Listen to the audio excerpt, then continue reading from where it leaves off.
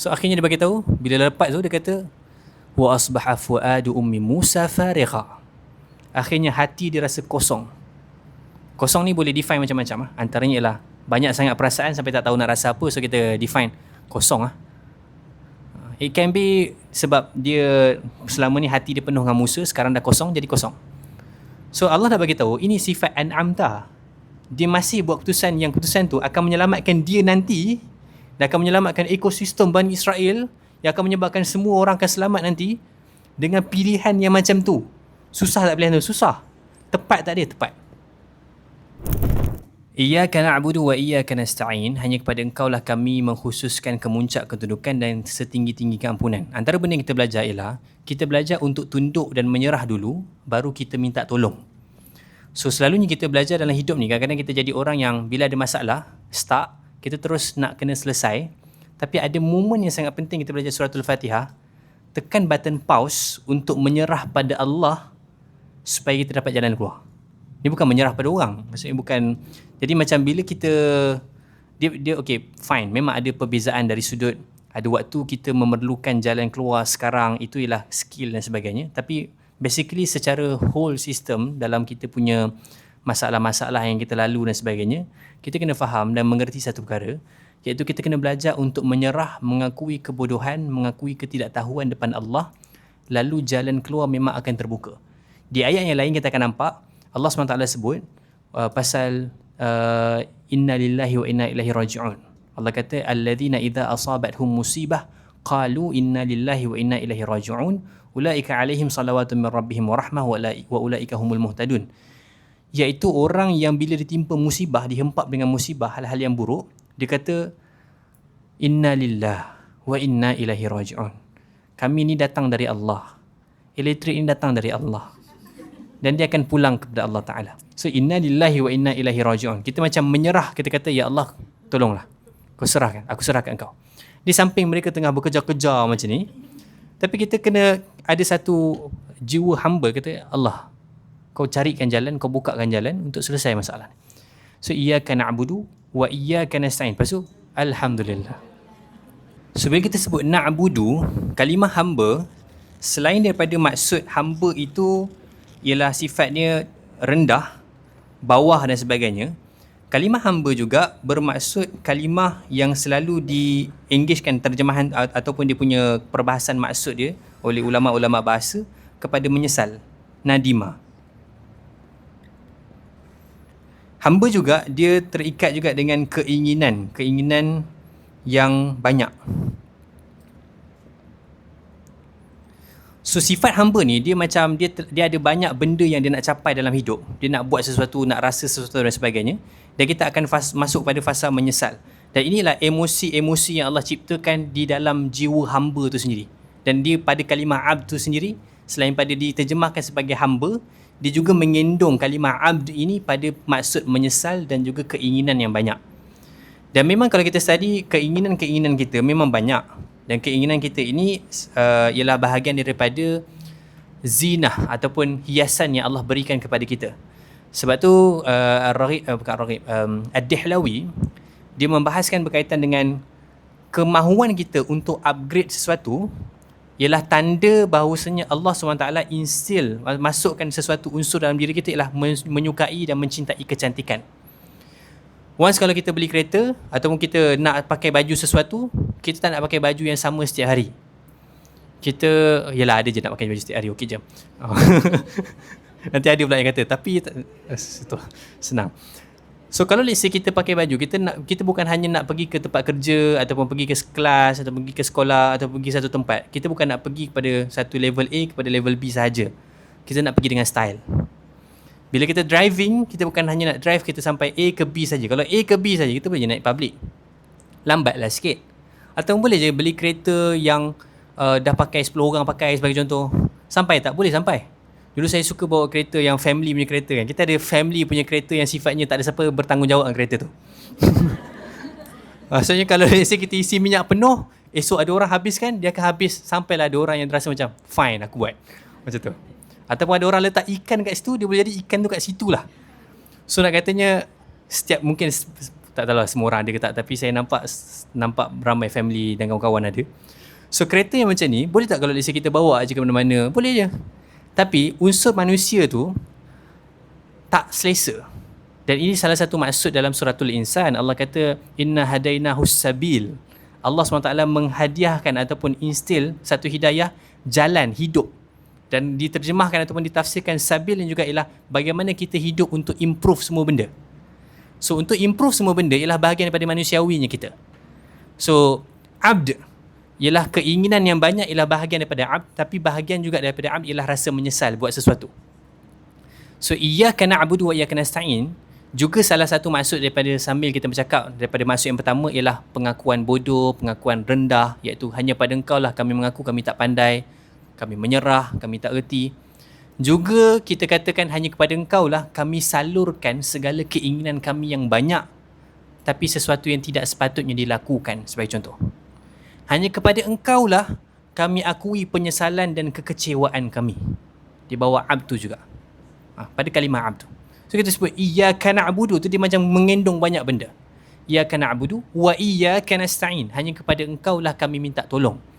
So bila kita tadi saya tentu paralel dengan surah Al-Baqarah tadi pasal ayat menyerah tu inna lillahi wa inna ilaihi raji'un. Sambungan ayat tu Allah Taala sebut ulaika alaihim salawatum min rabbihim wa rahmah wa ulaika humul muhtadun. Mereka ini ulaika alaihim salawatum min rabbihim, mereka akan dapat banyak kebaikan, keberkatan, salawat min rabbihim daripada Tuhannya, wa rahmah dan juga kasih sayang, wa ulaika humul muhtadun, dan mereka ialah dalam kalangan orang-orang yang sentiasa terpandu. So bila kita menyerah kepada Allah Taala, possibility untuk kita terpandu itu dibuka jalannya. Perasan tak kalau let's say semakin kita nak memegang sesuatu, semakin tertutup pintu untuk kita.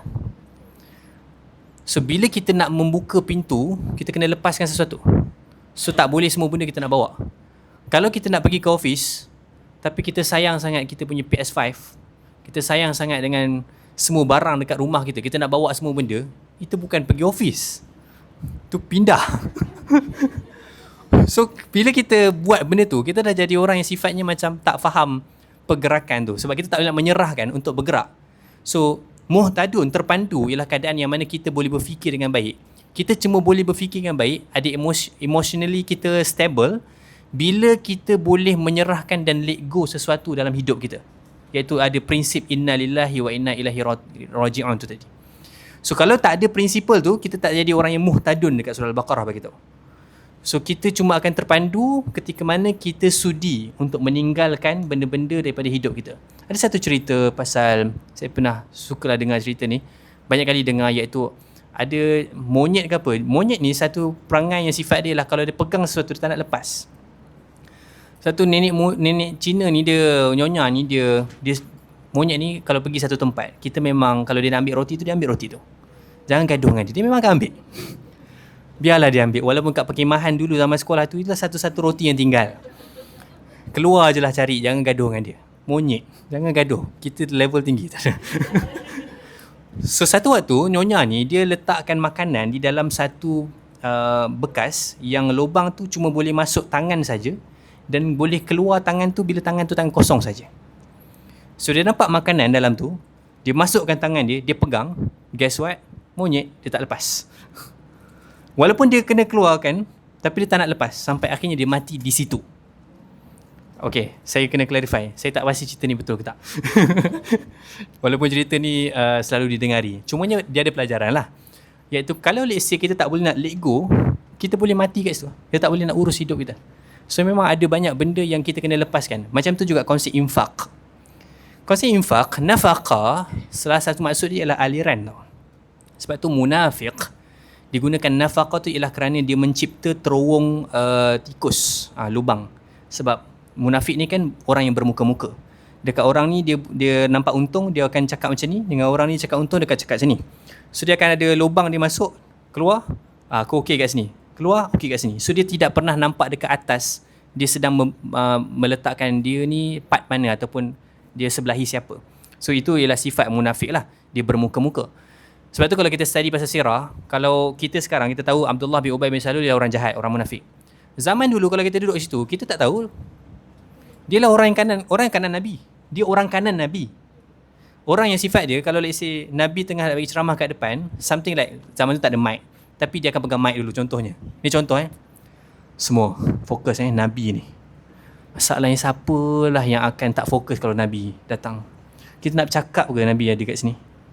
Kalau tak ada literate, kita nak keluar ke kalau ada Nabi kat sini? No way. Nabi kot.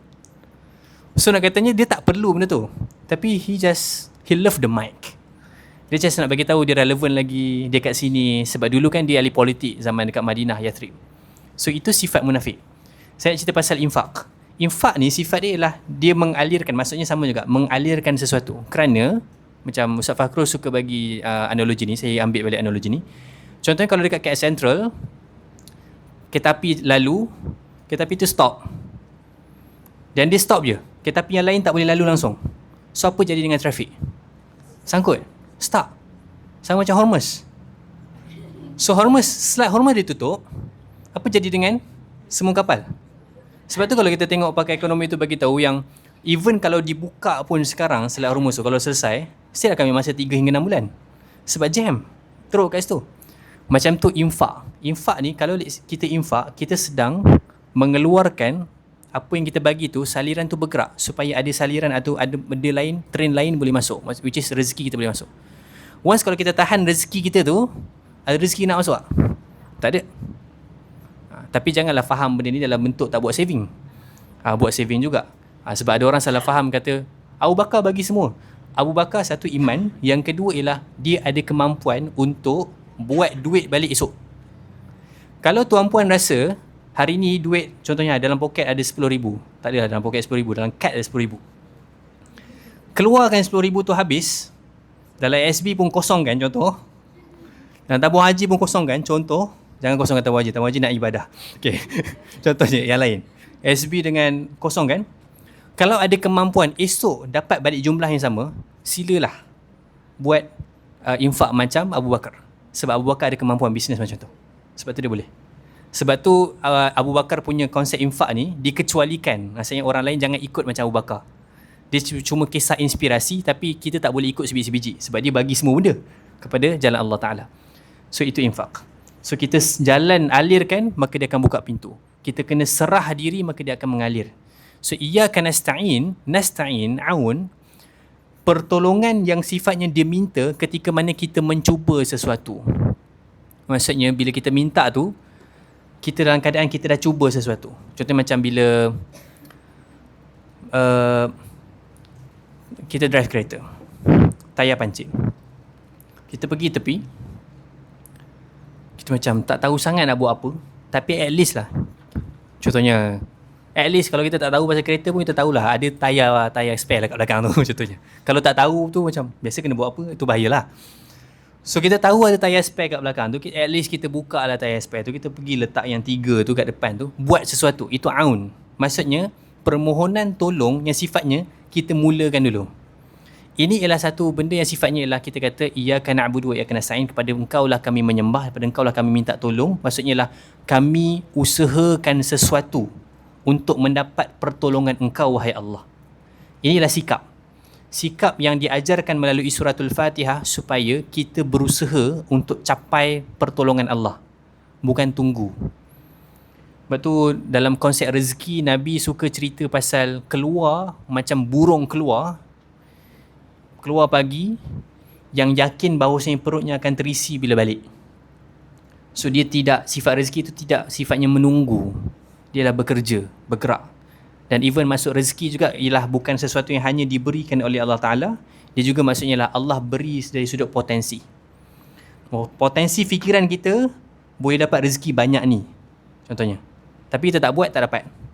So bukan maksudnya rezeki tu tak datang, kita tak gunakan rezeki tu. Begitu. Iyyaka na'budu wa iyyaka nasta'in, hanya kepada engkau lah kami minta tolong. Okey, maksud iyyaka nasta'in ni bukan maksudnya kita tak minta tolong pada orang lain. Bukan maksudnya kita sampai jadi orang yang bila baca suratul Fatihah, aku ni tak minta tolong pada orang lain lah. Iyyaka nasta'in ni maksudnya hanya kepada engkau lah kami minta pertolongan. Maksudnya lah kami ni betul-betul pautkan diri pertolongan hanya kepada engkau, dan engkau berhak memilih sesiapa dalam kalangan hamba-Mu untuk membantu aku secara fizikal. yang kita tak tahu pertolongan tu macam mana. Ada satu cerita anekdot lah, yang bila seseorang itu ditenggelam dalam air, lalu ada orang datang nak menolongnya.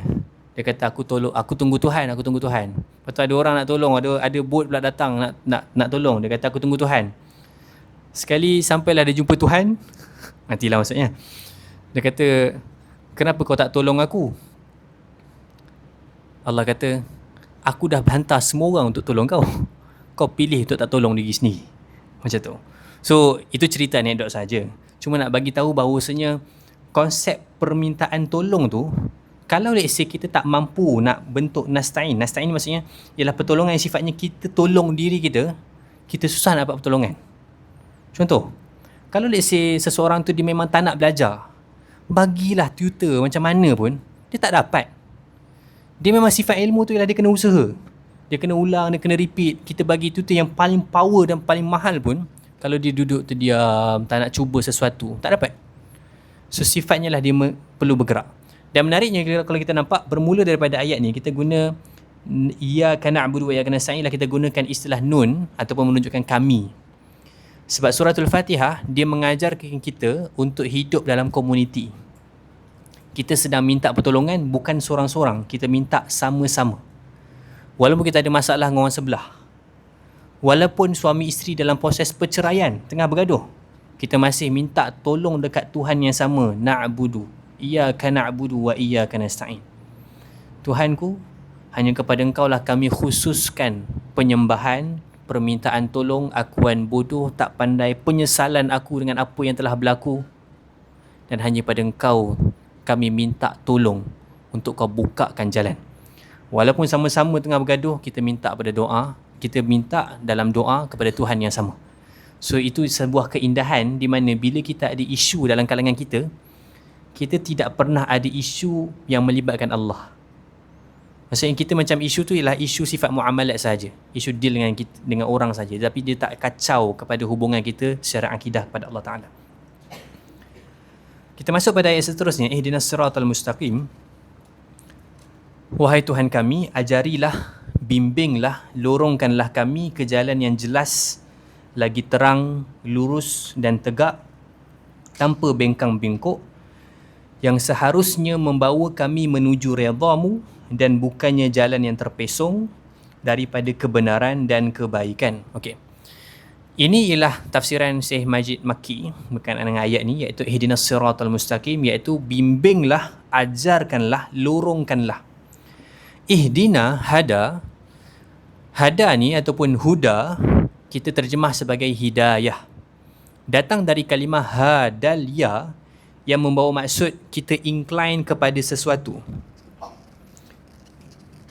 So bila kita minta tolong pada Allah Ta'ala, benda yang besar kita minta tolong, so tadi ialah sikap kita, behavior kita, iaitu kita menyerah pada Allah Ta'ala, kita menyesal hanya pada Allah Ta'ala, kita alirkan kita punya kemahuan hanya pada Allah Ta'ala, dan kita minta tolong. Okey, sekarang pertolongan apa yang paling utama yang Allah ajarkan melalui suratul Fatihah? Jawapannya hidayah. So ihdina, hadalya ni ialah maksud dia lah kita incline, kita ada kecenderungan kepada sesuatu, kita ada keinginan untuk menuju ke arah itu. Istilah ni juga diterjemahkan oleh Hasan Jabal dalam Mu'jam Ishtiqaqi sebagai digunakan untuk gambarkan leher. So leher ni dalam badan kita, sifat dia ialah dia menggerakkan kepala kita. Dia bukan hanya kepala tau sekarang ni. Huda ni bukan hanya macam kepala, tahu nak buat apa, tapi dia boleh tahu dan menggerakkan apa yang kita nak buat. So kalau let's say kepala kita tahu aku nak buat apa, yang aku nak kena pandang belakang, pertama tengah mengajar ni aku kena pasang pusing kat situ, aku kena tulis sesuatu, kena ambil. Semua ni kan perlukan leher. So leher tu menggerakkan untuk tahu arah, untuk buat decision. Itu ialah berkait dengan huda, hidayah. Hidayah tidak semestinya equal dengan ilmu. Tak semestinya orang ada ilmu, orang ada hidayah. Dia tak semestinya macam tu. Sebab tu ada doa yang Nabi ajarkan, Rabbana la tuzigh qulubana ba'da idh hadaitana wa hab lana min ladunka rahmah. Jangan kau pusing ataupun selewengkan kami ataupun gerakkan kami setelah daripada engkau memberikan hidayah kepada kami. Dan even kalau kita minta doa pun, kita minta doa yang bermanfaat. Allahumma inna nas'aluka ilman nafi'ah antaranya, iaitu ilmu yang sifatnya bermanfaat, berikan manfaat. Sebab ada ilmu yang sifatnya tidak menunjukkan jalan. Dia masuk dalam ruangan yang sifatnya okey. Dalam Islamic study sebagai contoh, orang yang belajar dalam pengajian Islam kadang-kadang dia akan masuk dan terperangkap dalam ruangan perdebatan, cool, sedap, perbincangannya mendalam, tapi kadang-kadang hidayah tak ada. Dia tak ada jalan. Dia tidak membawa kepada salat yang baik dan sebagainya. Sebab tu ada sahaja pemikir-pemikir di zaman dahulu, namanya besar-besar, tapi direkodkan bahawasanya tak tahulah hujung hayat dia macam mana, tapi ketika hayatnya ketika menulis dan berdebat tidak semayang pun. Sebab ilmunya mendalam, walaupun dalam ilmu Islami dan sebagainya. Saya tak nak sebut ada beberapa nama yang dalam riwayat sejarah, cumanya benda tu wujud, iaitu ada keilmuan tetapi tidak ada hidayah. Walaupun ilmu tu ilmu agama. Sebab tu boleh je wujud pergaduhan yang non-stop dalam kalangan orang yang belajar agama tapi tidak menunjukkan jalan. Akhirnya kita tersangkut dekat situ. So kena jaga-jaga. So bila kita minta pada Allah Ta'ala, kita bukan hanya minta ilmu, hidayah ni di atas lagi. Keilmuan yang sifatnya bermanfaat dan boleh menunjukkan jalan untuk kita incline kepada sesuatu. Kalimah huda juga, dia berkongsi kata dengan hadiah. Bila kita terima hadiah, kita akan panggil ini betul-betul hadiah. Bila kita kata memang kita nak benda tu, kita perlu benda tu, kita rasa macam sebenarnya kita tak mampu nak dapat tapi kita dapat. Kalau let's say orang macam bagi hadiah, lepas tu kita rasa macam alah aku dah ada setel. Yes, dia hadiah, tapi dia tak level hadiah. Faham tak? Yang buatkan orang ada kecenderungan hati sukakan benda tu. Sebab hadiah ni kan, saya beritahu hadiah tu ialah, huda ni ialah kecenderungan. So hadiah ni sifatnya lah bila kita bagi, dia mencipta kecenderungan orang tu kepada pemberi, kepada hadiah, buatkan kita rasa suka macam tu. So ini kalimah-kalimah yang berkongsi lah. So bila kita kata ihdinas siratal mustaqim, macam kita kata ya Allah kurniakan aku, hidayahkan aku, berikan aku jalan. Jalan tu nanti siratul mustaqim kita akan bahas. Cuma istilah sirat, istilah ihdina tu sini untuk gambarkan kami semua ni nak ditunjukkan dan dilorongkan jalan.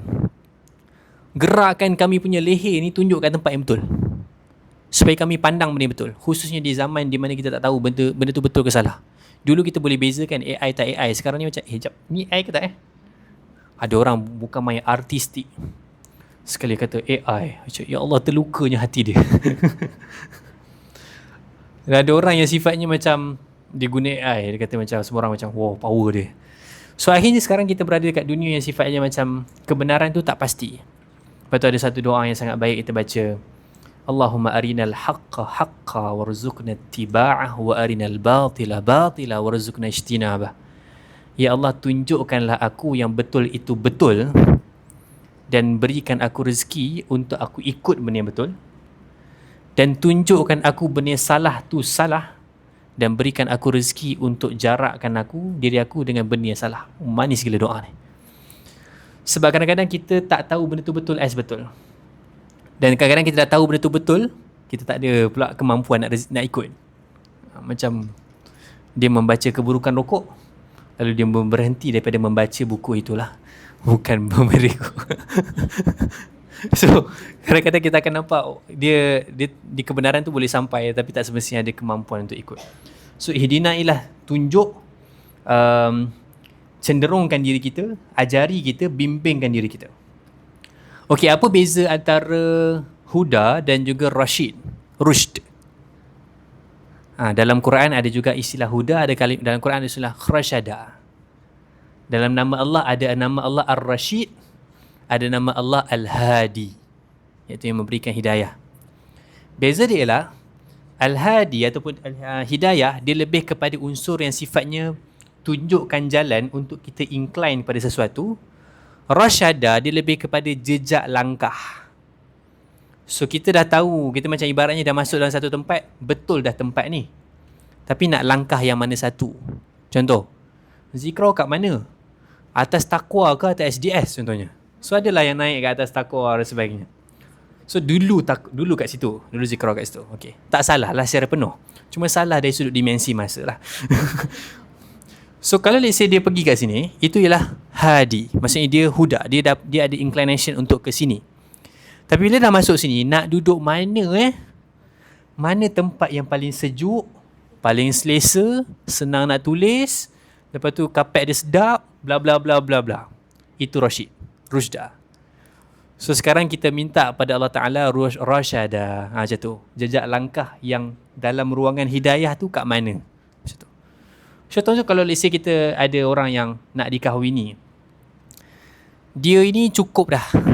Maksudnya green flag untuk dia lah. Maksudnya semua benda yang non-negotiable dengan negotiable semua dah selesai. Dah boleh pergi kepada jejak langkah seterusnya.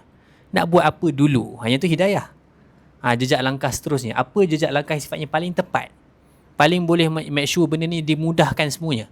Itu minta rasyadah. Doa dekat dalam surah Al-Kahfi.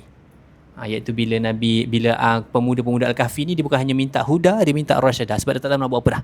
Dah ada jalan dah. Maksudnya mereka dah boleh keluar dan lari daripada tempat tu. Dah tahulah. Maksudnya dapat hidayah. Tapi tak tahu nak jalan ke mana. Ihdinas siratal mustaqim. As-sirat, kewujudan alif lam pada sirat ialah ataupun maksudnya diketahui. Okey, kalau kita, ni antara benda yang simple tetapi boleh direnungkan ketika mana kita membaca Al-Quran. Cuba renung kalimah yang ada alif lam dengan kalimah yang tak ada alif lam. So kalimah alif lam basically kalau kita terjemahkan dalam English, dia macam salah satu maksud. Saya tak kata the only maksud yang ada, tapi kita boleh kata the. Kalau dan kita panggil benda ni sebagai ma'rifah, dan yang ni kita panggil sebagai nakirah. Apa beza ma'rifah dan nakirah? Ialah dia diketahui, dikenali, difahami, semua orang tahu. Nakirah ialah satu benda yang sifatnya unknown, tak pasti, tak tahu dan sebagainya. Saya bagi contoh. Dalam surah Al-Asr, surah Al-Syarh, kita kata inna ma'al usri yusra. Okey, kita tengok kalimah mudah dalam bahasa Arab tadi apa? Al-usr. Ada alif lam tak? Inna ma'al, ada alif lam. Usri. Yusra, ada alif lam tak? Tak ada. Yusra.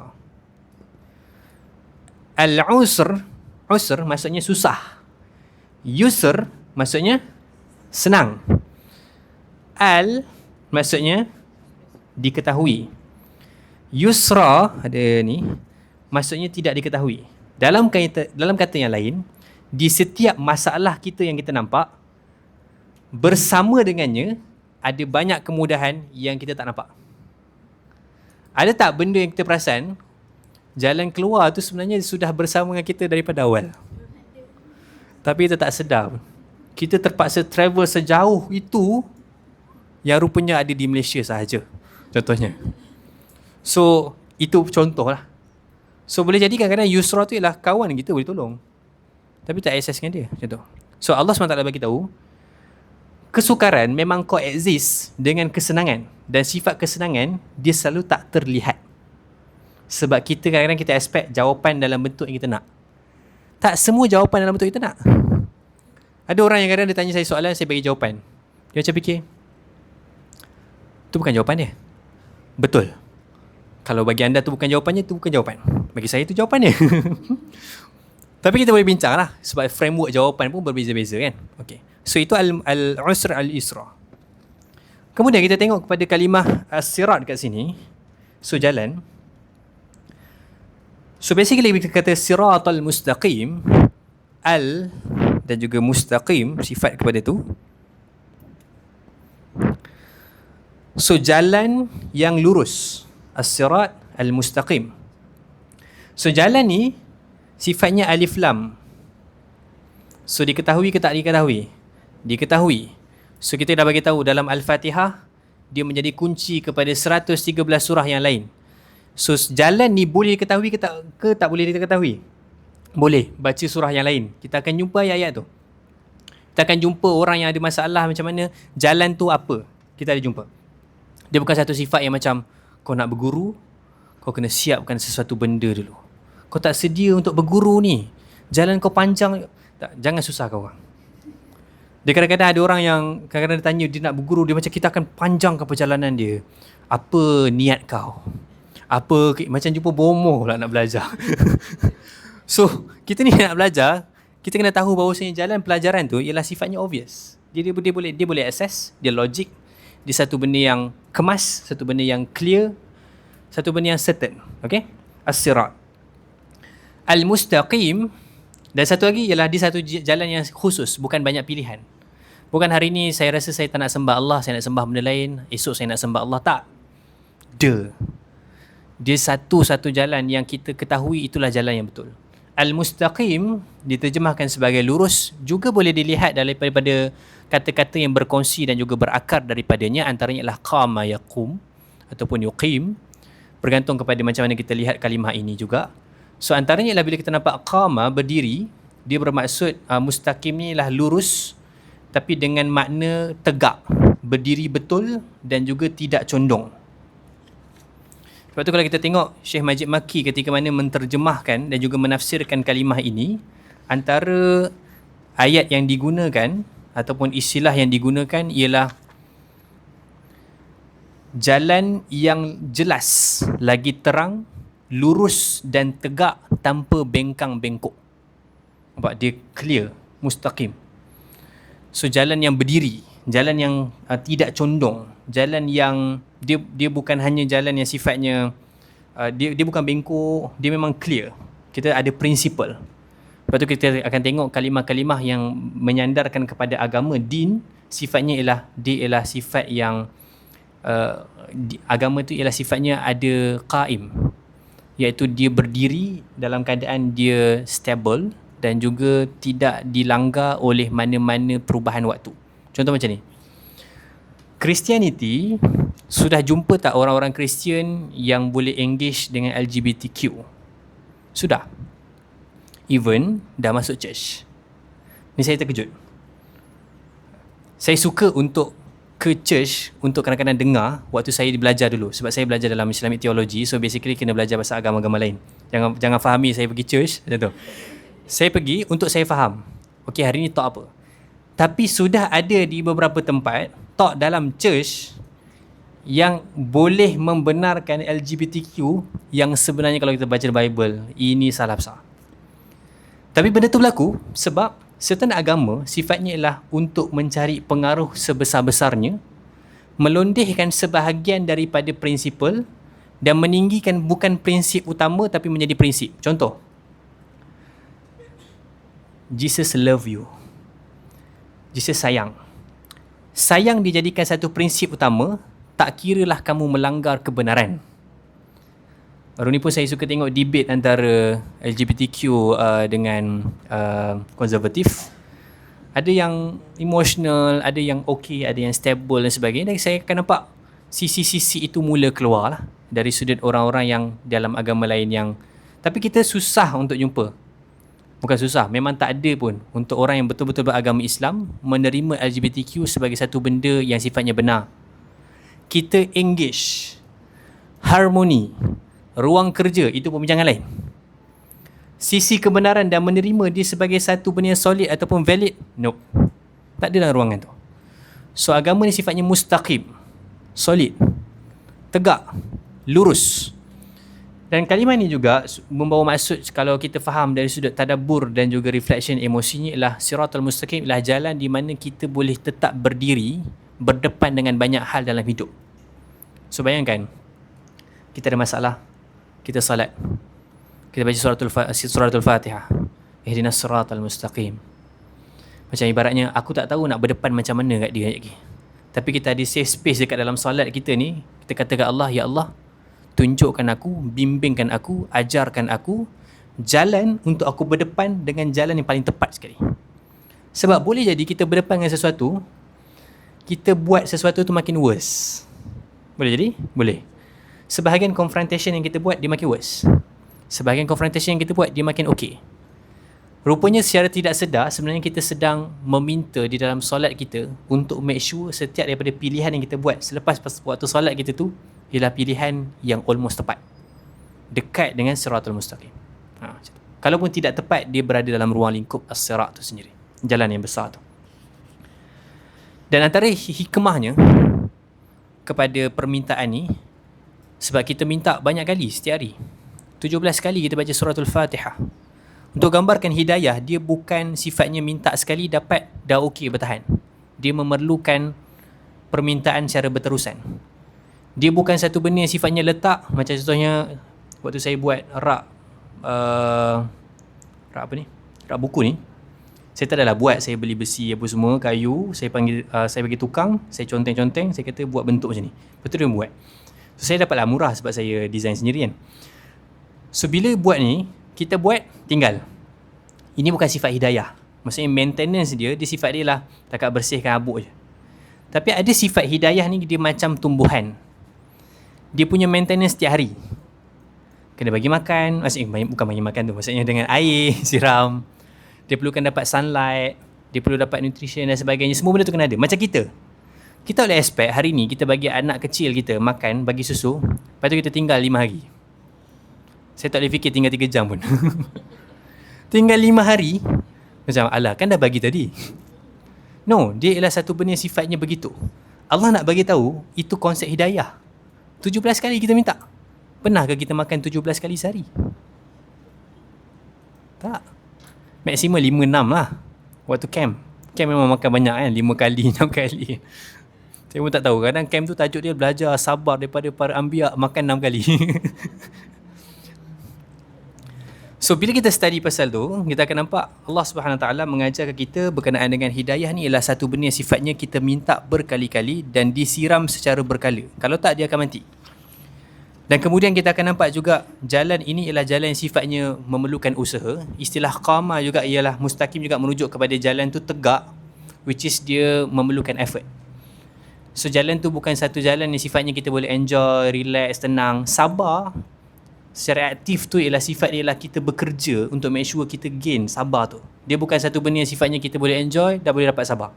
Tak. Kita kena struggle. Satu benda tu dia memang berada dalam kabad, dalam usaha, dalam ruang lingkup yang sifatnya kita bergelut dengan macam-macam struggle.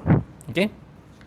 Yang terakhir, siratal ladzina an'amta alaihim ghairil maghdubi alaihim waladdallin. Amin. Okay.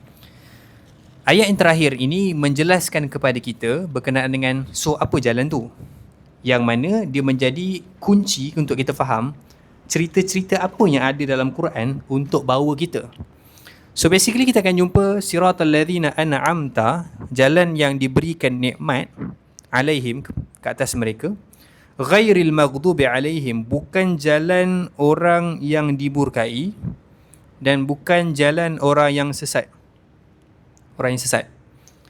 Basically kita akan jumpa orang yang diberi nikmat tu apa di dalam Al-Quran. Kita akan jumpa cerita-cerita orang yang disakiti, cerita-cerita orang yang berasa sunyi, cerita-cerita berkenaan orang yang cuba untuk buat sesuatu, macam-macam hal yang berada dalam an'amta, iaitu orang yang diberikan nikmat. Dan kemudian kita nampak juga cerita tentang orang yang menerima kemurkaan, ghadab. Ghadab maksudnya marah. Al-maghdubi alaihim ialah orang yang menerima kemurkaan daripada Allah Ta'ala. Dan kemudian ad-dallin ialah orang yang sesat. Okey. Mari kita perhatikan satu persatu. Dipanggil sebagai thawb na'im, baju yang na'im, sebagai baju yang lembut. Maksudnya dalam dia berada dalam kenikmatan lah, dan kenikmatan. So satu benda yang kita penting kita kena nampak ialah Allah SWT gunakan kalimah ni untuk kita sebut an'amta dalam bentuk fi'il madhi, iaitu benda yang dah berlalu, supaya kita belajar. Kita nak belajar daripada orang yang dah graduate. Kita sama-sama kita ni, kita bolehlah bagi tips kehidupan, tapi tips kehidupan kita kadang-kadang kita pun tak adalah berprinsip sangat contohnya, ataupun kadang kita pun tengah bergelut juga. Tapi kita minta dalam Quran untuk Allah alirkan kita pada jalan yang sifatnya kita kenal orang-orang terdahulu yang dah graduate, dan Allah bagi tahu macam ni cara kita pandang. Contoh, kalau kita berada kat era Fir'aun, kita nak ikut Musa ke atau kita nak ikut Fir'aun?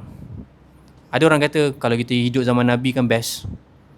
Saya tanya, saya rasa kita patut tanya diri kita. Takut-takut kita tak berada bersama dengan Nabi. Takut kita berada dalam keadaan orang yang against Nabi. Sebab kita ni beruntung lahir dalam keadaan Islam. So kita mencari ruang tu. Kita mungkin ada pergelutan dan juga benda-benda yang kita nak berlawan, tapi disebabkan kadang-kadang ada culture yang menyelamatkan kita. Kita jadi orang yang macam tak liar sangat.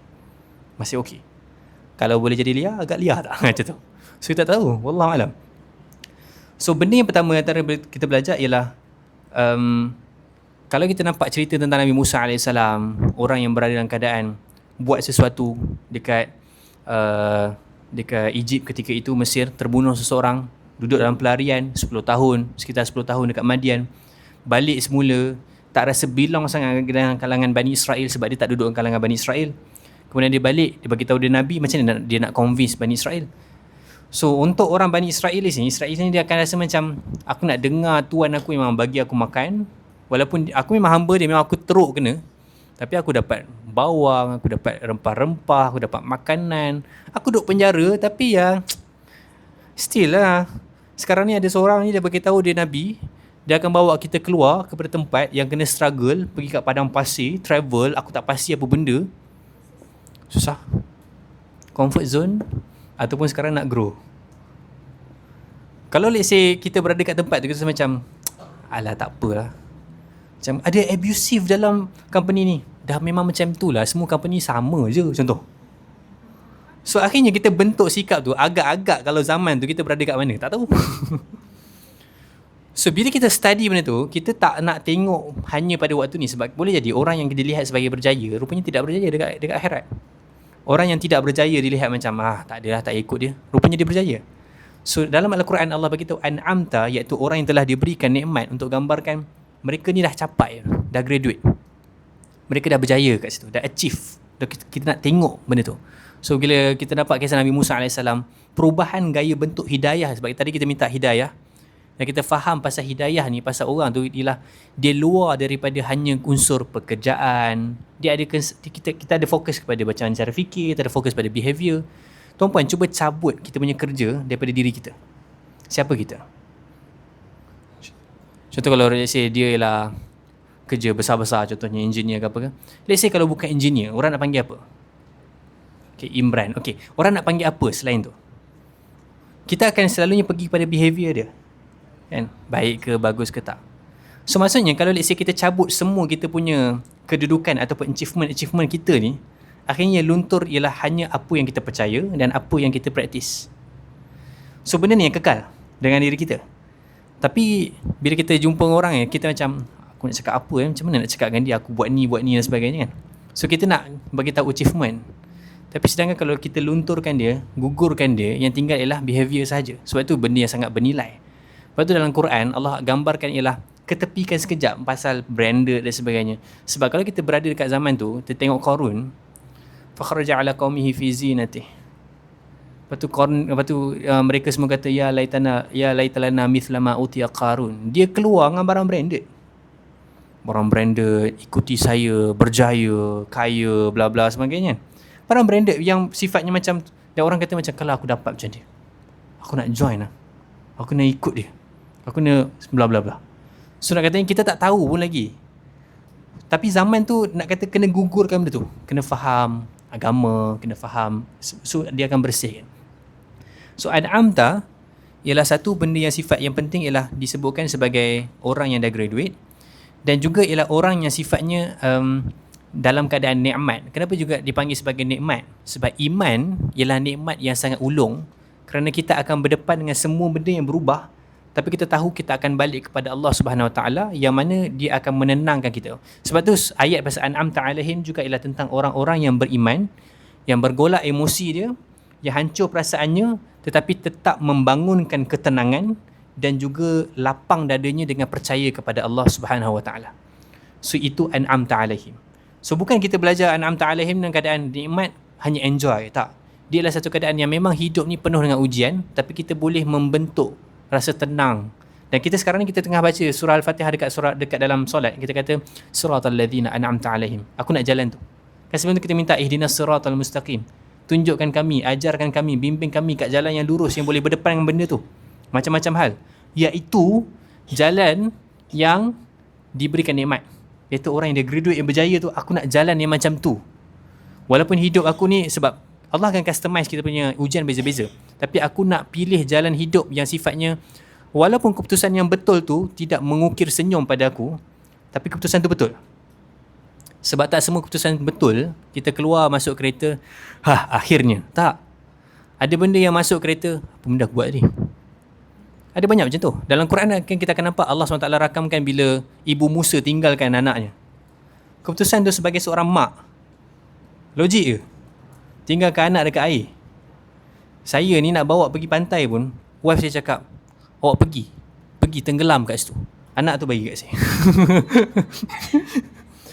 Ataupun kadang-kadang bila saya tengah mandi kan, bila saya macam sajalah mandi kan, saya beli kolam macam besar sikit, masuk macam tu, dia kata dia kena pandai berenang. Lelaki kan, macam saya rasa macam dia kena explore benda ni kan. Saya akan menerima jeritan yang datang daripada jauh. So sebagai seorang ibu, benda tu tak senang untuk dilalui. So ibu Musa AS sekarang tinggalkan dekat satu basket ataupun barang bekas yang dah check belum dia waterproof ke tak. Tak pasti dia waterproof ke tak. Tinggalkan pula dekat sungai Nil. Sungai Nil ni dipanggil sebagai Al-Yam. Al-Yam ni orang Arab panggil, Ibn Ashur kata dia macam laut. Dia bukan je sungai biasa. Kalau semua pergi Mesir, cuba tengok sungai Mesir tu. Sungai macam sungai biasa ke? Bukan sungai untuk mandi. Sungai tu besar, dalam. So tinggalkan kat situ. So akhirnya dia bagi tahu, bila lepas tu dia kata, wa asbaha fuadu ummi Musa farigha. Akhirnya hati dia rasa kosong. Kosong ni boleh define macam-macam. Antaranya ialah banyak sangat perasaan sampai tak tahu nak rasa apa, so kita define kosong. It can be sebab dia selama ni hati dia penuh dengan Musa, sekarang dah kosong, jadi kosong. So Allah dah bagi tahu ini sifat an'amta. Dia masih buat keputusan yang keputusan tu akan menyelamatkan dia nanti, dan akan menyelamatkan ekosistem Bani Israel, yang akan menyebabkan semua orang akan selamat nanti dengan pilihan yang macam tu. Susah tak pilihan tu? Susah. Tepat tak dia? Tepat. Ibu Musa AS akhirnya dapat tak akses pergi istana susukan anak dia? Dapat. Tapi kena lalu keputusan susah? Kena lalu. Ada banyak keputusan yang kita kena let go, yang sifatnya betul untuk buat, tapi dia masalah. Tapi dia sifat an'amta alaihim. So kita minta ke Allah Ta'ala, tunjukkan aku jalan tu dan kuatkan aku dengan jalan tu. Ghairil maghdubi alaihim, bukan jalan orang yang al-maghdub. Okay, al-maghdub dan juga al-dhalin. Al-maghdub ialah disebutkan daripada Adi bin Hatim, Nabi SAW beritahu, al-maghdub merujuk kepada golongan Yahudi. Dan juga al-dhalin Nabi kata merujuk kepada kalangan Nasrani. Bukan maksudnya tuan-puan, hari ni kalau let's say kita ada jiran yang Yahudi, sebelah kanan Yahudi, sebelah kiri Nasrani, Kristian, kita kata tadi aku cakap dengan seorang al-dhalin, tadi aku jumpa al-maghdub. Bukan macam tu. Kita faham macam ni. Pendidikan Nabi SAW, satu sifatnya realiti, satu sifatnya ialah untuk memberikan contoh. Dan ini adalah kedua-duanya. Iaitu bila Nabi SAW bagi tahu realiti, Nabi beritahu realiti tentang apa maksud al-maghdubi alaihim, bukan maksudnya dia mengeluarkan kita, possibility kita untuk masuk ke al-maghdubi alaihim. Faham tak? Maksudnya bila kata Nabi kata al-maghdubi alaihim equal to Yahudi, bukan maksud equal to only Yahudi. Dia ialah contoh yang paling dekat untuk orang akses ialah Yahudi. Yahudi pada zaman Madinah, di zaman sana, ialah orang bijak pandai. Susah nak terima Nabi sebagai Nabi sebab Nabi tak membaca. Bayangkan scholar yang mengajarkan, contohnya kita dengar satu scholar mengajar. Kalau kita duduk dalam dunia akademik, kita kata artikel pun tak ada, mengajar pun. Contoh, corpus pun tak keluar. Macam orang boleh cakap macam tu. Tapi boleh jadi orang yang cakap tu hidayah lagi besar. Pemikiran dia lebih dalam. Cuma dia tak menulis. Satu benda yang disebut oleh Ustaz Hasrizal, terlalu ramai orang-orang bijak pandai yang kita sia-siakan kerana format. Disebabkan format, kita sia-siakan orang pandai. Alhamdulillah sekarang Ustaz Hasrizal dia baru dapat tawaran PhD. Almost 20 years, more than 20 years, dia bergelut untuk dapatkan master. 6 kali percubaan. Saya rasa kalau buat 2 kali, saya dah tak gua. Saya contoh dia lah. Saya sekali je, lepas tu saya macam, tak apa nantilah. Ni 6 kali. Maksudnya cuba tak jadi. Saya macam almost, tapi saya rasa macam bila belajar dengan dia, saya rasa okey lah, saya try kali kedua lah insyaAllah. So basically saya nampak 6 kali Lepas tu berjaya dan sekarang dapat. Tapi nak katanya, kalau di zaman Yahudi dulu, orang tengok Nabi, dia boleh accept lah Nabi as Nabi. Nabi tak baca kitab. Dia tak nampak as intellectual. Dia orang rakyat, masyarakat. Kerja freelance awalnya ialah jaga kambing. Lepas tu kerja bisnes. Ini kita ada selalu skeptical dalam kalangan academician, orang-orang buat bisnes. Dia bukan belajar pun, contoh. Kadang-kadang kita zaman universiti, buat bisnes tak belajar, contohnya. Basically benda tu ada. Dan benda tu normal dalam kalangan Yahudi. Dia memang pandai. Tapi bila agama sampai, agama yang benar dan membetulkan dan affirm apa yang telah dibawa, Yahudi dengar, dia reject. Dia deny. Walaupun dia tahu. Dia ialah orang yang tutup kebenaran. So sebab tu Nabi nak bagi tahu Al-Maghdub ni yang paling mudah untuk kita faham Yahudi lah. Tapi boleh jadi kita ialah orang yang tahu, tapi kita sorok kebenaran. Ada banyak cerita-cerita yang sifatnya pengkhianatan berlaku dalam rumah tangga sebagai contoh. Kawan baik kepada isteri tu, contohnya dia tahu yang isteri jadi khianat, dia pun diam, dia pun okey je. Salah. Itu sifat al-maghdub. Tahu kebenaran, kebenaran yang sifatnya perlu dijelaskan, didiamkan. So ada banyak benda yang sifatnya sama ada dia sifat behavior ataupun sifatnya iman, ada masuk dalam al-maghdub. Dan kemudian al-dhalin. Al-dhalin ialah orang yang memang tak tahu dan memilih untuk tidak mengambil tahu. So tu kalau kita rasa macam, aduh kalau belajar agama ni nanti tahu, ni tak amal, masalah pula. Tak tahu, tak nak ambil tahu, termasuk belakang al-dhalin. Dua-dua idea tak baik. So pilihlah an'amta alaihim. So al-dhalin, asalnya kalimah ni kita panggil sebagai wa'adhaltu al-mayt, iaitu dalam contoh yang ada dalam Hasan Jabal punya kamus. Untuk gambarkan kalimah dhalal ni selalu digunakan bila dikebumikan dikebumikan mayat. So bila dikebumikan mayat, tutup, dah tak nampak. So dhalal tu maksudnya hilang. Maksud dhalal juga ialah dhalalul syai' khafi wal ghaba, iaitu dia tersembunyi dan dia lenyap. Seperti al-ma' fil laban, seperti air di dalam susu. Tuan-puan, cuba keluarkan air daripada susu. Air ialah susu. Tapi susu, mungkin kita fikir, mungkin susu ialah sifat dia yang tadi kita panggil tu, arat. Tidak berdiri sendiri, dia melekat pada suatu warna, sifat sesuatu, contoh. So sekarang digunakan kalimah ni untuk gambarkan, kalimah dhalal untuk gambarkan macam mana nak keluarkan air daripada susu. Tak boleh. Dia ialah satu yang telah hilang. Dhalal tu maksudnya lah orang tu dah larut daripada keburukan, kejahilan, dan dia makin larut. Sampai tak boleh bezakan pun. Semua benda yang dia buat masalah macam tu. So waktu zaman Nabi, antara orang yang memang terkenal ataupun orang yang dalam masalah ni ialah kalangan orang-orang Nasrani. Dan kalangan orang Nasrani memang dia tak tahu. Dia memang ada masalah di sudut, dia tak tahu pun. Sebab tu kadang-kadang dia kata, sampai sekarang kita ada masih beza pendapat lagi pasal Jesus dia naik ke atas langit. Still lagi ada orang kata macam dia disalib. Sampai sekarang kalau kita tengok dalam naratif yang sangat diterima dalam kalangan Kristian ialah dia kata disalib. Walhal kalau kita tengok dalam kebenarannya, dia tidak disalib. Dia berada di atas, dia naik ke langit. Maksudnya dia tidak tahu dan tidak cuba untuk mengambil tahu dan tidak peduli pun pasal pengetahuan tu. Terus create tembok. Ada kalangan kita yang sifatnya macam memilih untuk tak nak tahu, tak nak ambil tahu, tak peduli langsung. Ada ketidakpedulian yang menyelamatkan kita. Orang cakap pasal ignorance is a bliss, kan? Ada sebahagiannya, contohnya macam ia bergambarkan daripada hadis Nabi SAW. Nabi kata dalam hadis 40, min husnil islamil mar'i tarkuhu min husnil islamil mar'i tarkuhu ma la ya'ni. Antara tanda baiknya keislaman seseorang ialah dia tinggalkan benda yang tak bagi meaning langsung pada dia. Maksudnya jangan terlalu sibuk sangat dengan semua benda nak tahu. Contohnya macam pasal gosip orang lain. Tak payah tahu. Orang nak cerita, kau nak tahu tak? Tak nak. Tak, yang ni memang semua orang tak nak. Tak nak tahu. Tahulah, itu ialah tanda keislaman aku.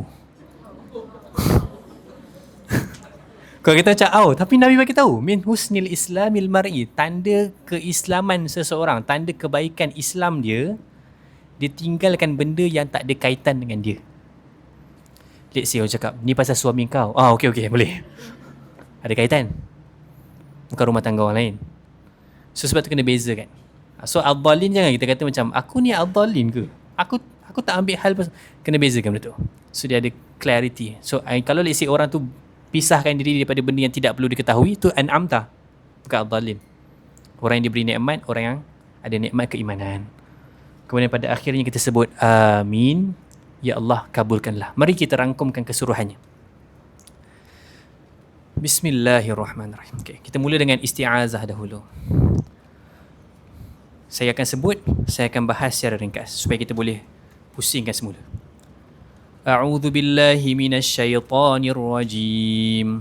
Aku berlindung, aku berpaut, aku meminta perlindungan dan diselamatkan dengan Allah Subhanahu wa taala yang memiliki segala sifat yang sempurna, yang menyelamatkan, yang menjaga, yang membuka pintu, daripada syaitan, makhluk yang menarik kita daripada kebenaran, menarik kita daripada menarik kita daripada kebaikan, yang direjam, termasuk dalam kalangan manusia dan juga jin. Auzubillahi minasyaitonir rajim. Bismillahirrahmanirrahim. Dengan nama Allah yang membawa nama-nama yang sempurna, Ar-Rahman, Ar-Rahim, Al-Ghaffar dan sebagainya. Dengan nama Allah Ar-Rahman, Ar-Rahim, yang maha menyayangi, mencintai, pemurah yang sangat dalam sehingga aku tidak mampu untuk membayangkannya. Ar-Rahim, yang mencintai dengan abadi, kekal, khususnya buat orang yang memilih untuk percaya. Rahim. Alhamdulillahi Rabbil Alamin. Terima kasih dan pujian hanya kepada Allah Subhanahu wa taala yang menjaga, memelihara, maintain, yang memberikan hadiah, yang mencipta, yang memiliki, yang full in charge, authority penuh kepada al-alamin, segala jenis alam, segala jenis dimensi, segala jenis benda yang diciptakan dalam benda yang kita tak boleh access pun. Semuanya dia own. Ar-Rahmanir Rahim. Dialah Allah yang mencintai sedalam-dalamnya. Dan dialah Allah yang mencintai dengan abadi. Maliki Yaumiddin. Dia memiliki, menjaga, own hari, orang menerima pembalasan, orang bertanggungjawab dengan segala hal yang telah dilakukan. Maliki Yaumiddin. Iyyaka na'budu wa iyyaka nasta'in. Hanya kepada Engkau lah, wahai Tuhan, kami khususkan penyembahan, kami menyembah, kami menundukkan diri, kami menyesali dengan apa yang kami lakukan, kami alirkan segala keinginan kami mengakui segala kebodohan kami hanya kepada Engkau. Wa iyyaka nasta'in. Hanya kepada Engkau lah kami minta tolong, kami minta jalan keluar, kami minta dibukakan jalan, kami minta terpandu. Ihdinas siratal mustaqim. Tunjukkanlah kami, ajarkanlah kami, bimbingkanlah kami menuju kepada jalan yang diketahui itu. Jalan yang lurus, yang menegak, yang boleh berdepan dengan banyak hal, yang berprinsip, yang tidak pernah keluar daripada keredaan-Mu, wahai Allah. Mustaqim. Siratal ladzina an'amta alaihim. Jalan yang mana Engkau telah memberikan nikmat ke atas mereka. Iaitu jalan yang orang-orang beriman, jalan di mana orang yang boleh melalui pelbagai hal tetapi masih memilih untuk percaya dan memilih untuk tenang di sisi Allah Ta'ala. Ghairil maghdubi alaihim. Bukan jalan yang kau murkai, wahai Allah. Jalan yang orang tu tahu tapi dia deny. Jalan yang diberikan ilmu tapi tidak peduli. Jalan yang tetap memilihkan kebatilan walaupun telah dihidangkan segala hak dan juga kebenaran. waladdallin, dan bukan juga wahai Allah jalan yang sesat. Jalan yang aku tak tahu dan kemudian aku masuk dalam dunia tak tahu tu, dan aku tak peduli pun pasal aku tak tahu. Selamatkan aku daripada dua jalan, al-maghdub bi alaihim dan juga ad-dallin. Amin. Nabi kata sebut amin. Ya Allah, kabulkanlah maksudnya. Amin. Secara keseluruhannya, surah Al-Fatihah ialah sebuah surah yang kita ulang. Dia bila kita tengok balik, apa kepentingan kita relearn balik surah ni, kita akan jadi orang yang macam bila kita dalam keadaan tak okey, kemudian Nabi SAW bagi tahu rehatkanlah dengan salat sebagai contoh. Ini antara benda yang dalam hadis Nabi sebut, bila waktu salat masuk, Nabi bagi tahu kepada Bilal. Nabi kata rehatkan kami dengan salat. Nabi tak kata tunaikan azan, dah waktu azan. Nabi kata rehatkan kami dengan solat. Sebab Nabi nak fahamkan supaya rutin solat ni dia bukan jadi hanya ruang untuk kita ada ritual. Dia jadi macam ruang untuk kita rehat sekejap. Sebab ruang antara solat tak solat ni, kita bekerja. Kita deal dengan orang. Orang melukakan kita, orang menyakitkan kita. Once kita masuk dalam ruang solat, kita kata ke Allah, Ya Allah, dengan nama Engkau yang menyayangi dan mencintai, aku still ucap terima kasih dan aku still puji Engkau dengan segala apa yang Kau bagi. Aku tak tahu apa hikmahnya, tapi pujian milik Kau, terima kasih milik Kau. Aku still melihat bahawasanya hidup ni ada kredit yang baik kepada Kau. Macam tu. So kita tengok juga pasal aku tahu setiap daripada keputusan yang aku buat ada consequences dia, ada kesan dia. Tindakan tu ada harga yang perlu dibayar. Kau tuntun aku, ihdinas sirat iyyaka na'budu wa iyyaka nasta'in. Aku serah kat Kau, aku menyerah kat Kau, aku minta tolong kat Kau. Kemudian kita kata tunjukkan kami jalan yang lurus, jalan yang diberikan nikmat, bukan jalan yang mukrai dan jasad. Bayangkan 17 kali kita baca setiap hari. Tak ke sepatutnya kita jadi orang yang pertama bersih hati kita. Kita jadi orang yang sifatnya betul-betul serahkan diri ke Allah. Itu satu. Yang kedua, tidakkah dengan kita relearn Al-Fatihah dan mengulang baca 17 kali sehari dalam solat tu menyebabkan kita jadi orang yang boleh mengalirkan semua marah kita, semua dendam kita. For sure, dalam pembincangan lain, kita kata ada benda yang kita gendong sampai mati pun kita marah juga. Memang ada. Dia kata macam, takkan nak marah sampai mati. Sebahagian marah kita gendong sampai mati. Ada. Sebab Allah bagi tahu di dalam Al-Quran, Allah kata, wa naza'na ma fi sudurihim ghil. Allah cuma angkat ketika di syurga perasaan tak senang dengan orang lain. Maksudnya dalam hidup kita boleh jadi kita ada tak senang sikit dengan orang lain. Cuma kita tak adalah ekspresif sangat. Simpan je lah. Cumanya kita kata tak boleh ke aku nak suka semua orang? Boleh. Cuma kadang-kadang realitinya lah kita memang tak senang dengan semua orang. Bukan kerana kita jahat. Just kerana kadang-kadang kita tak senang dengan satu orang. Contohnya suka buang sampah, merata. Bawa kereta tak okey. Sampah orang lain aku nak angkat contohnya. So macam semua benda tu kita akan rasa tak senang. Tapi still kita tak adalah kutuk dia ke, tak adalah doa yang buruk untuk dia, tak adalah. Cuma kita tak senang, real. Cuma Allah kata dekat syurga je baru dia angkat. So boleh jadi kita memang akan hidup dalam keadaan ada momen-momen yang memang kita akan bawa sampai ke sudah. So surah Al-Fatihah, surah Al-Kahfi yang menyempurnakan, surah yang menyebabkan kita rasa cukup, surah yang menyebabkan kita rasa sembuh, surah yang bila kita ulang subhanallah, dia akan buatkan kita rasa hidup kembali. So hopefully dalam perbincangan kita hari ini, saya akan buka soalan, cumanya saya akan tutup, saya dah 12 sekarang. Jadi saya rasa macam saya akan ambil soalan 2 sahaja daripada online.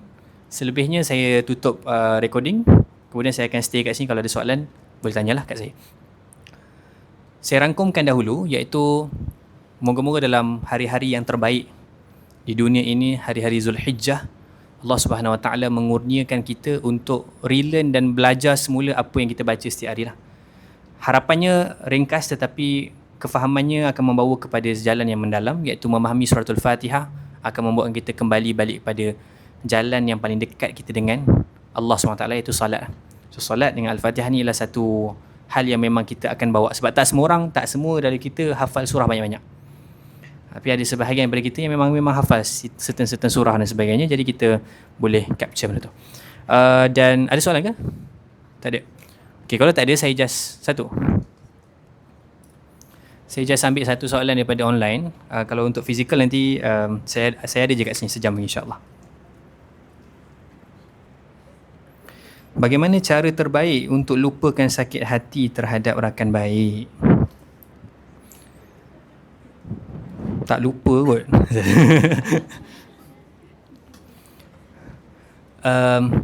Salah satu sunnah Nabi SAW ialah memasukkan kebahagiaan di dalam hati orang lain. Salah satu benda yang saya belajar tentang melenturkan hati, menenangkan, saya baru belajar benda ni. Sebelum ni saya belajar, tapi saya makin menyedari benda tu. Saya baru edit satu buku, Keluaran Iman. Salah satu kerja yang saya buat ialah saya edit buku. So buku tu, setiap kali dia buat reflection, dia akan tulis doa yang dia customize. Salah satu doa yang dia sebut, dia tulis English lah, buku tu English. Tapi salah satu doa yang dia tulis pasal macam memaafkan. So macam bila kita nak bagi tahu ke orang, maafkanlah dia, perkataan tu heavy sebab satu lagi kita akan buat orang rasa offended. Instead of kita akan cakap, Ya Allah, jadikanlah kami dalam kalangan orang yang boleh memaafkan, melepaskan semuanya, dan kemaafan yang kami salurkan ini menjadi sebab kau maafkan aku dan kau buka lebih banyak pintu kepada aku. Dengan cara kita berdoa macam ni sama-sama, dia lebih membuka ruang untuk kita semua let go rasa tak senang berbanding saya kena bagi tahu dah lah. Saya dah tak ingat saya doa tu. Tapi something like macam Ya Allah, apa saya cakap ni? Ingat tak siapa ingat? Jadikanlah kami dalam kalangan orang yang memaafkan, yang mana kemaafan itu lalu menjemput kemaafan daripadamu, yang mengalirkan, menenangkan, membuka banyak pintu dalam kehidupan. Itulah saya tak rasa saya ulang benda sama. Tapi nak katanya, berbanding kita ceramah, doa itu telah menyebabkan kita lembut lah. So saya dulu bila drive, kita kan macam kadang-kadang ada anger issue sikit kat kereta. Maksudnya waktu driving. Biasa waktu drive orang Malaysia, kita semua, saya rasa mungkin dekat Terengganu relax sikit. Last time saya pergi Terengganu memang slow, memang mungkin negeri bahagia kot. Tapi siapa yang pernah belajar Mesir? Siapa pernah belajar Mesir? Siapa yang pernah belajar Mesir, pernah belajar Turki, dia susah balik Malaysia nak bersabar. Tangan dia nak tekan horn je, dia segeram. So sebagai orang yang dah duduk lama kat sana, saya selalulah dilihat sebagai orang yang tak sabar kat jalan raya, sampailah akhirnya saya membentuk sabar tu. Cumanya bila berlaku benda tu, kadang-kadang kita nak cakap benda tak baik tau. Tapi bila saya belajar, kata Ya Allah, aku tak sukanya orang bawa macam tu. Ya Allah, bagilah hati dia lembut, manis sampai dia rasa macam nak terduduk, pergi dekat solat, semayang, bawa motor slow-slow. Ya Allah, bagi macam tu. Tak ke tu dia buatkan daripada geram marah tu, dia jadi lembut. Kan? Tu saya belajar daripada writer tu lah. So buku tu akan keluar bulan 8, bulan 9 macam tu. Tapi buku tu baik lah. Saya suka buku tu. Saya belajar sangat banyak benda daripada buku tu. Walaupun saya edit, tapi saya rasa macam saya macam tengah, saya baca 4 kali buku tu. Tu saya edit, nak katanya sedap lah. Saya suka lah buku tu. So itu jawapan saya. Iaitu macam mana nak menenangkan. Kita kena belajar untuk doa pertama. Doa. Yang kedua ialah kita kena faham apa benda yang bernilai dalam hidup. Ada friendship yang bernilai untuk dipertahankan. Ada friendship yang kadang-kadang kita kena korbankan kerana benda tu mungkin masalah. Contoh, nak kata macam takkan korbankan friendship. Kalau let's say orang tu curang dengan isteri kau nak jaga tak friendship tu? Contoh. Sebab tu saya bagi tahu, kadang-kadang kita tak boleh letak satu statement yang dia fit for all. Tak boleh. Lepas tu contoh kalau let's say kata maafkan je lah. Banyak case, contohnya macam kalau kita study dalam Islamic studies yang sifatnya deal dengan isu-isu psikologi. Ada orang digorogol oleh abang dia, oleh ayah dia. Boleh kita cakap dengan dia, maafkan je lah, ini jalan kepada agama. Tak semestinya. Itu susah. So dia ada proses lain yang kita kena study juga. Sebab tu ini ialah jawapan umum. Cuma saya bagi tahu ada sentiasa ada pengecualian untuk hal-hal yang berat ni lah. Wallahualam. Ada ke last? Satu lagi kot? Tu tak ada? Tu je Oh ada.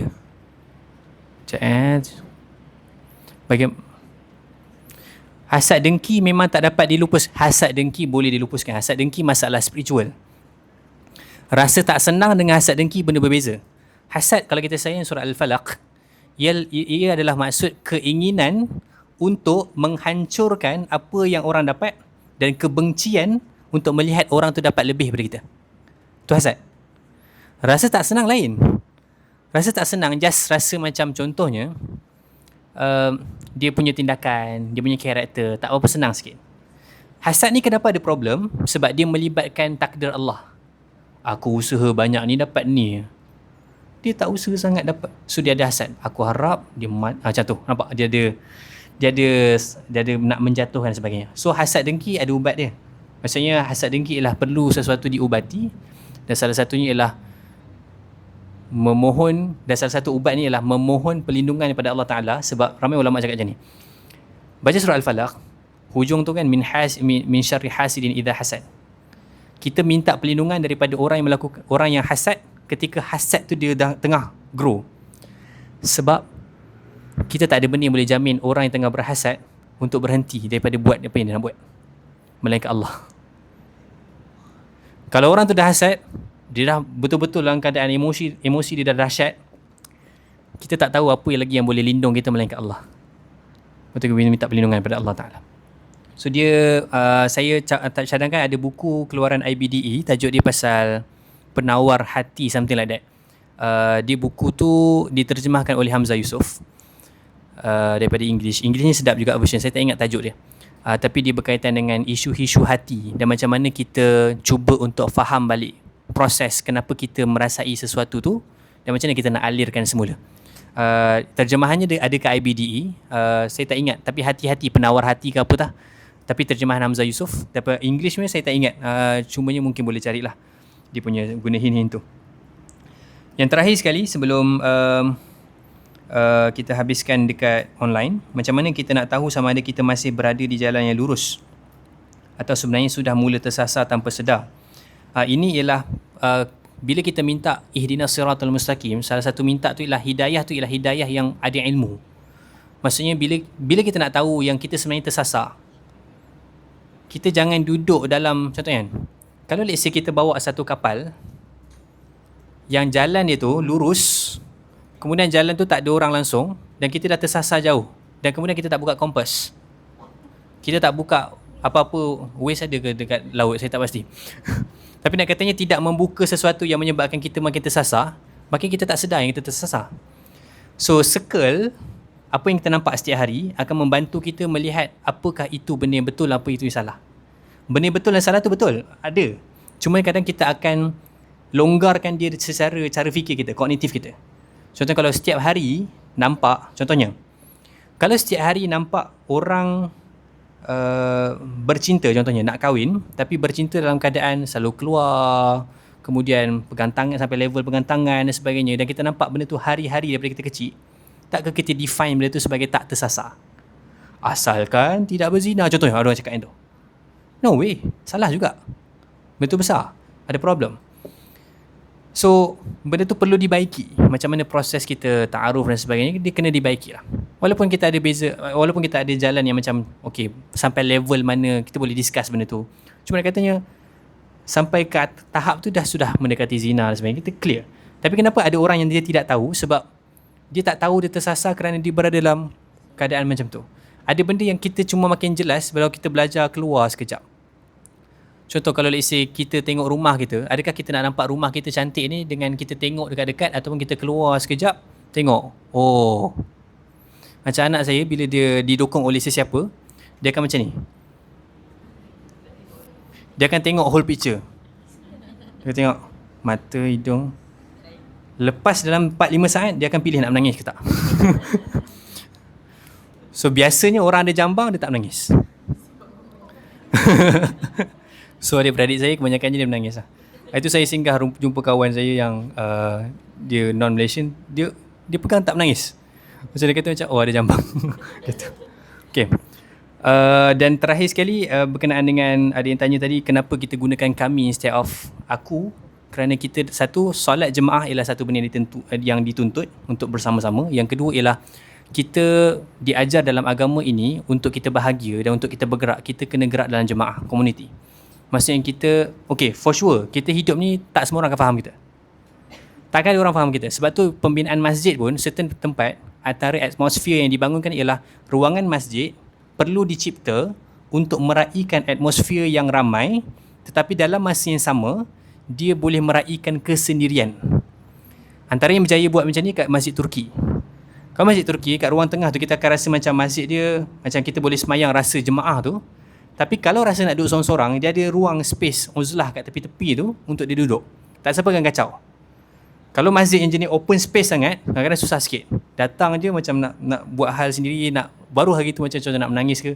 Weh Imran, kau apa sekarang? Allah. Susah. So, kita faham sisi keinginan untuk bersendirian tu. Tapi kenapa kita minta ramai-ramai? Sebab kita semua nakkan hidayah Allah Ta'ala. Kita semua nak sama-sama bergerak menuju ke syurga Allah. Dan ini juga satu bentuk dalam surah Al-Fatihah mengajarkan kita bukan selfish. Kita gerak sama-sama. Kita buat sama-sama, kita bangunkan sama-sama. So pembangunan itu ialah benda yang sangat utama di dalam agama kita. Saya kira itu saja soalan yang saya ambil daripada online. Terima kasih tuan-puan yang sertai secara fizikal dan online. Saya akan tutup dulu majlis ni, tapi saya akan stay kalau siapa yang nak bertanya soalan.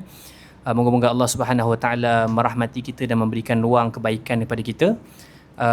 Salam Aidul Adha, salam Zulhijjah. Moga-moga kita ada ambil ruang untuk hari Arafah untuk berdoa dan sebagainya. Dan moga satu hari Allah memberikan ruang kepada kita untuk menunaikan haji. Sekarang tabung haji, saya just nak bagi tahu, tabung haji punya prinsipal ialah bukan hanya giliran tetapi juga duit cukup. So make sure dalam tabung haji tu adalah 20 ke 30 supaya nama tu boleh naik. Sebab ada sebahagian daripada kita kadang tengok lagi 10 tahun, lagi 20 tahun. Tapi sekarang punya prinsipal ialah dia akan tengok giliran, sekali giliran tu duit tak cukup, dia akan ketepikan, dia akan naik tak macam tu. So boleh jadi lebih laju lah. Sebab haji ialah benda yang sangat utama. Khususnya kita semua yang Gen Z ni, tuan-puan, dan juga Gen Y, kita kena sama-sama untuk tunaikan haji di usia awal lah. Baru enjoy, best, berilmu, tidak penat dan sebagainya. Dan harapnya kita semua di apa-apa usia pun berjaya untuk dapat ruang tu lah, insyaAllah. Terima kasih. Saya mohon maaf atas kekurangan. Assalamualaikum warahmatullahi ta'ala wabarakatuh. Kita tutup majlis dengan tasbih kafarah dan suratul Asr.